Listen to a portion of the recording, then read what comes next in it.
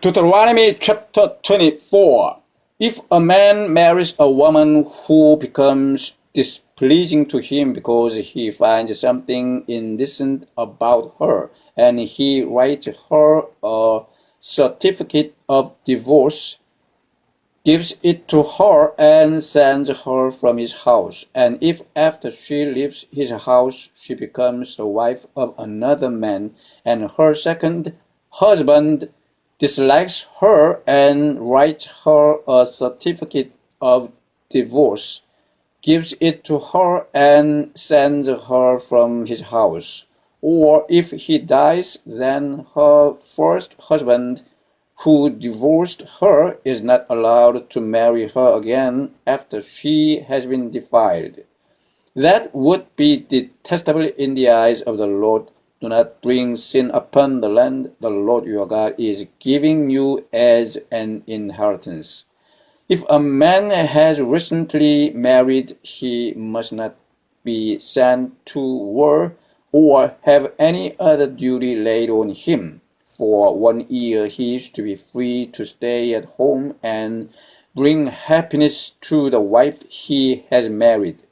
Do not take a pair of millstones, not even the upper one, as security for a debt, because that would be taking a man's livelihood as security. If a man is caught kidnapping one of his brother Israelites and treats him as a slave or sells him, the kidnapper must die. You must purge the evil from among you.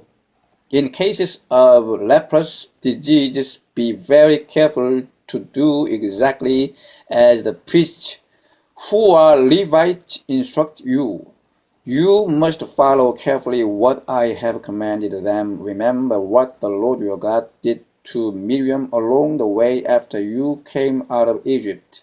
When you make a loan of any kind to your neighbor, do not go into his house to get what he is offering as a pledge.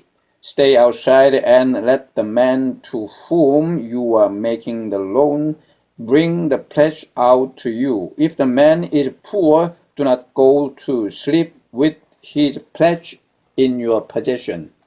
Return his cloak to him by sunset so that he may sleep in it. Then he will thank you, and it will be regarded as a righteous act in the sight of the Lord your God. Do not take advantage of a hired man who is poor and needy, whether he is a brother Israelite or an alien living in one of your towns. Pay him his wages each day before sunset, because he is poor and is counting on it. Otherwise he may cry to the Lord against you, and you will be guilty of sin. Fathers shall not be put to death for their children, nor children put to death for their fathers. Each is to die for his own sin. Do not deprive the alien or the fatherless of justice, or take the cloak of the widow as a pledge. Remember that you were slaves in Egypt, and the Lord your God redeemed you from there. That is why I command you to do this. When you are harvesting in your field and you overlook a sheaf, do not go back to get it. Leave it for the alien, the fatherless, and the widow, so that the Lord your God may bless you in all the work of your hands. When you beat the olives from your trees, do not go over the branches a second time. Leave what remains for the alien, the fatherless, and the widow. When you harvest the grapes in your vineyard, do not go over the vines again. Leave what remains for the alien, the fatherless, and the widow. Remember that you were slaves in Egypt. That is why I command you to do this.